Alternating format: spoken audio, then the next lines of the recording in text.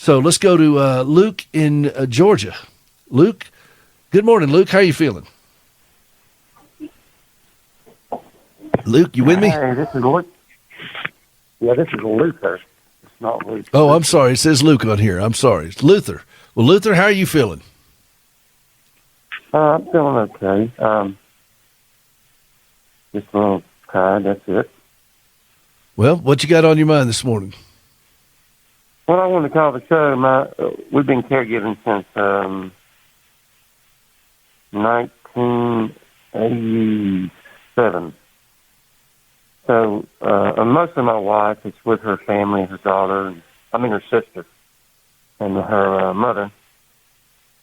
Her mother has recently passed, and so that's been very difficult for her. But so my main concern is my wife, because she's the major caregiver, and it's affecting her. And I'm just looking for some help for her. Well, what's going? Luther? Are you caregiving, or is it your wife that's caregiving? We both are. You both are, and you're taking care of whom? It's her sister now. Okay, so her mother passed about 3 months ago. And what's going on with her sister? She's been a brittle diabetic since her graduation week, so that she was 17. So her sister has diabetes. Yes. And she is. And she's on dialysis. Well, she's been blind a while, but we have to basically do most things for her. She's got tunnel vision. She can see a little bit, but not much. So that's where we're at, and my wife is just at her end. Well, if you could describe your wife's current circumstances in maybe one word, what would that be? So we can get a better picture of what's going on with your wife.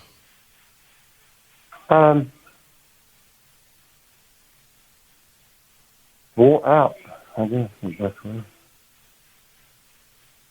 Well, is there anybody else that can sub in for her besides you? She has one sister. Her brother has passed. So none of those have ever helped us, really. The other sister has a son that's schizophrenic, so he takes constant care whenever she's not at work. Really are you able to bring in any kind of service that would help with your sister-in-law? We've done that sometimes. Yes, we've done that. Are you able to continue doing that? No, not on us. It's not sustainable. Can you do it? Just like one day a week kind of thing, or is it even that's out of the reach? That's become out of reach too. All right. Is that a financial decision? Yes. Okay. How old is your sister-in-law? She's 60. Let's see. 2. No, she's 64. 64 now. Okay. And if something happens to your wife, what's the plan for your sister-in-law? We don't know. I don't know what would happen. I guess I would keep taking care of her. As opposed to her other sister. No, her other sister can't shoot. But I don't think that would happen. I mean, is their other sister unwilling or unable? Unable. She's not unwilling.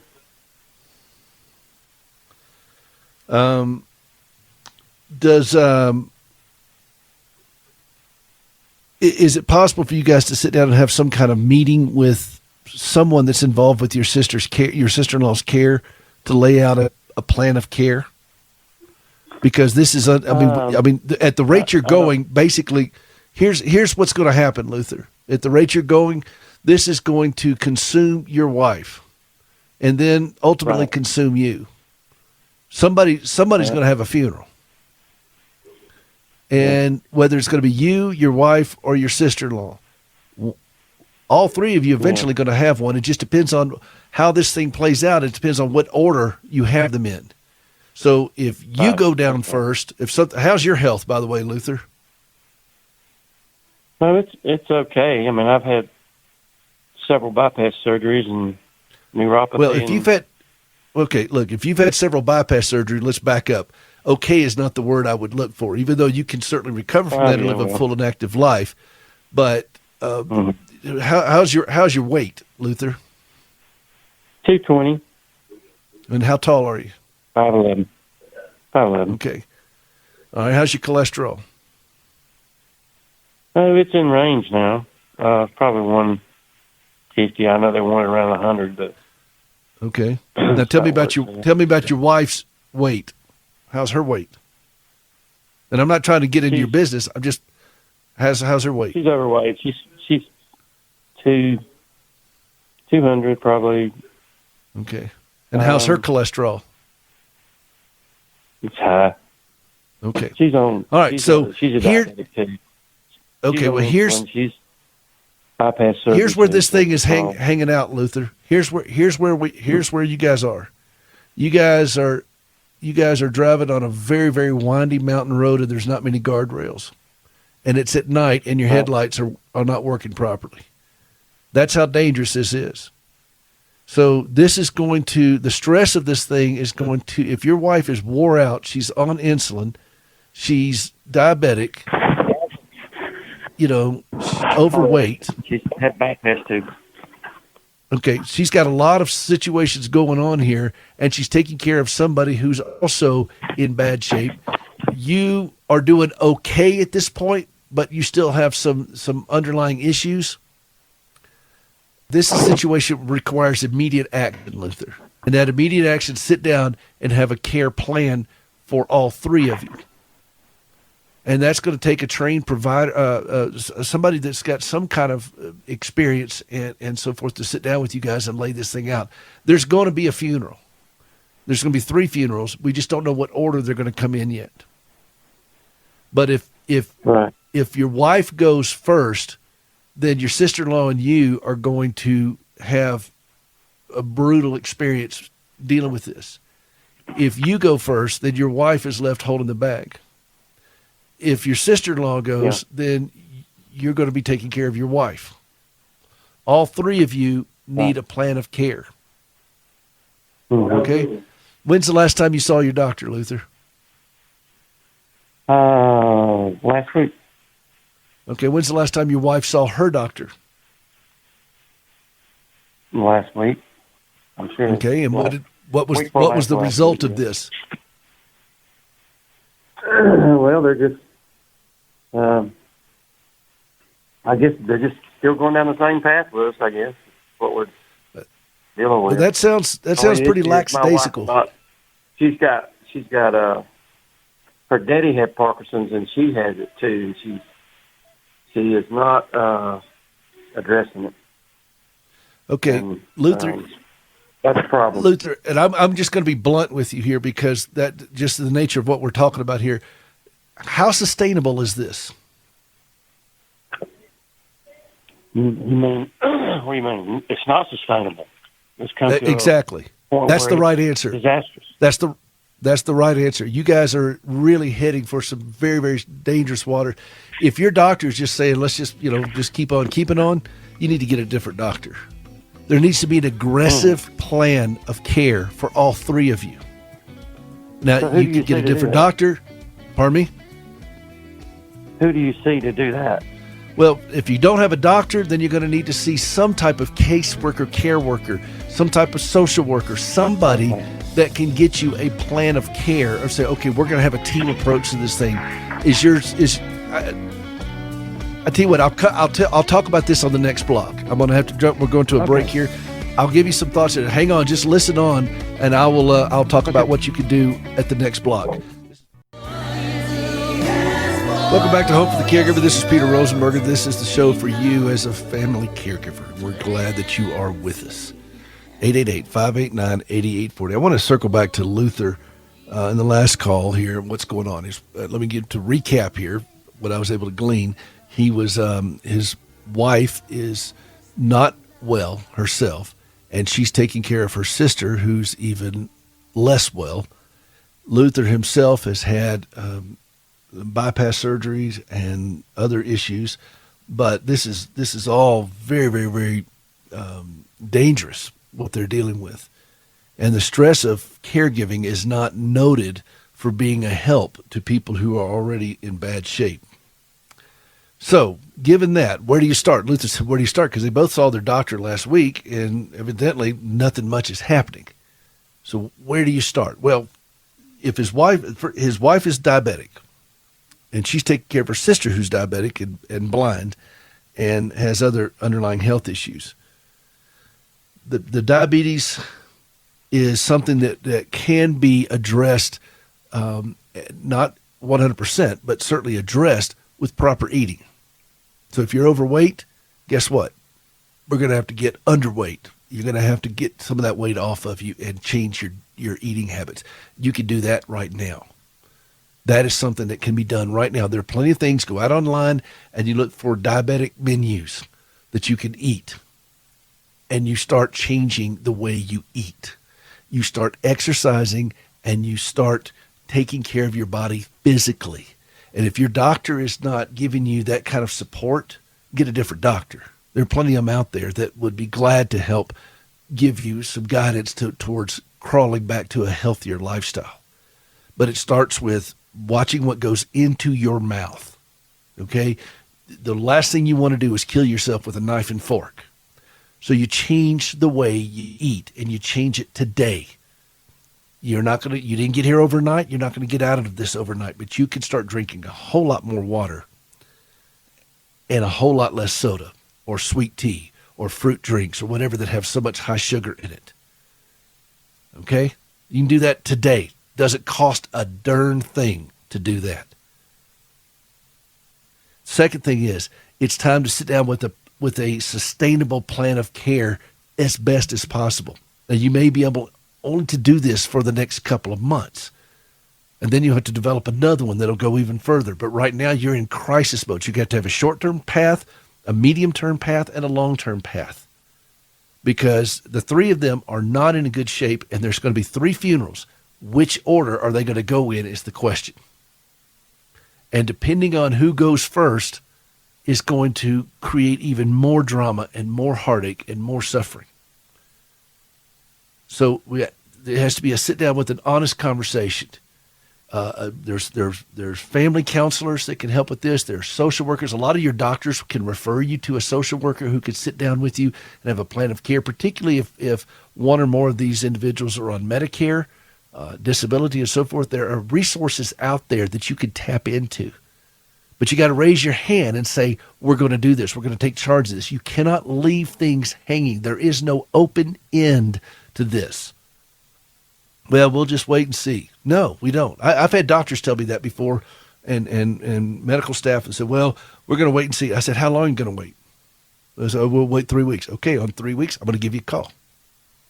That's the way I deal. I never leave anything open-ended. If we're going to wait and see 45 minutes or 45 days, it doesn't matter. Waiting is an action step, but there is not an open end to this. Okay? This is unsustainable.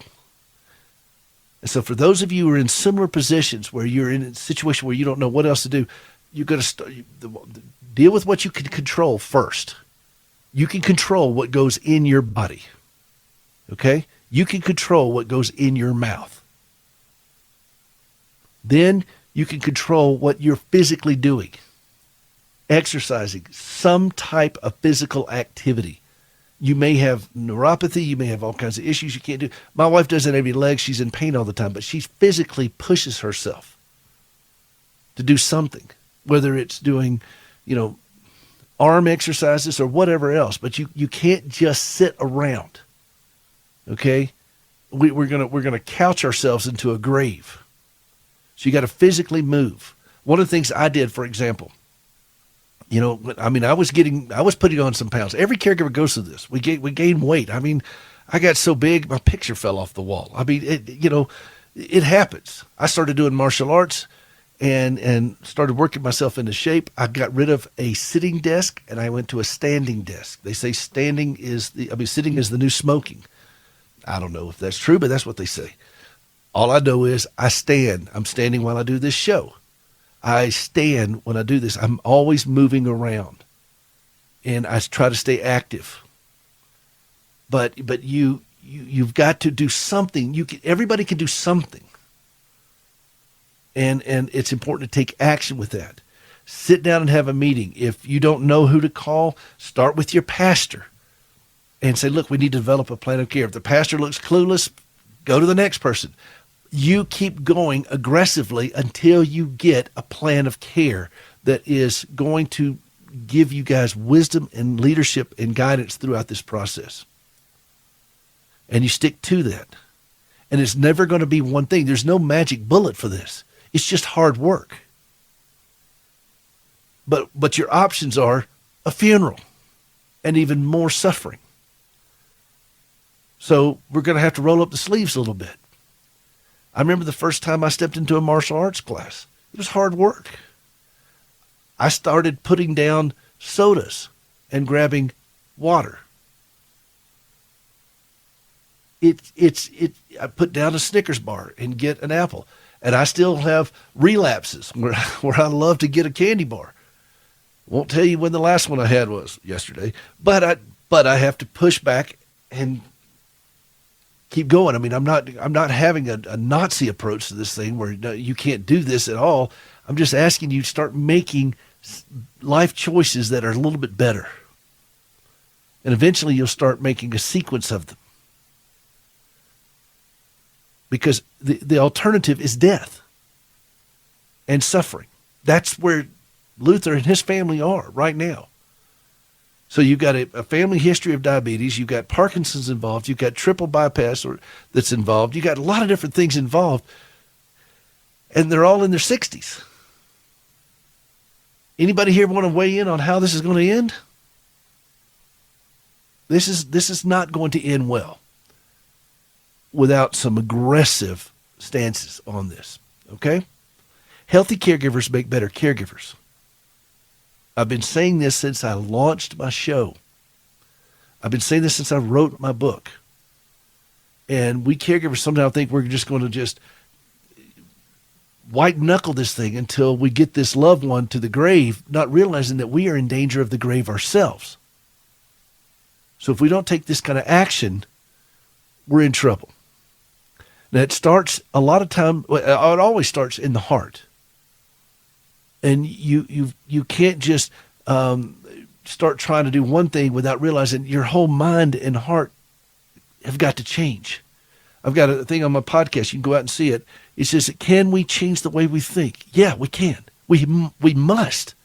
And it's the most recent episode. Go out to hopeforthecaregiver.com. It's free. You can just listen to it. It's only 10 minutes of changing the way we think about these sort of things, that we get aggressive about it. Be good stewards of our bodies, of this situation we're in. And as we go through this, then these scriptures, these songs that I put out there for you mean something. You are my hiding place. You always fill my heart with songs of deliverance. Whenever I am afraid, I will trust in you. And as we put down a soda and pick up a water, I will trust in you, because you're being a good steward and you're trusting God to give you the strength to make better decisions with this. It's that simple. And this is where Luther and his family are, and this is where probably a lot of us are. Been there myself. Still have to fight. It's not a one and done. It's a daily changing of your lifestyle.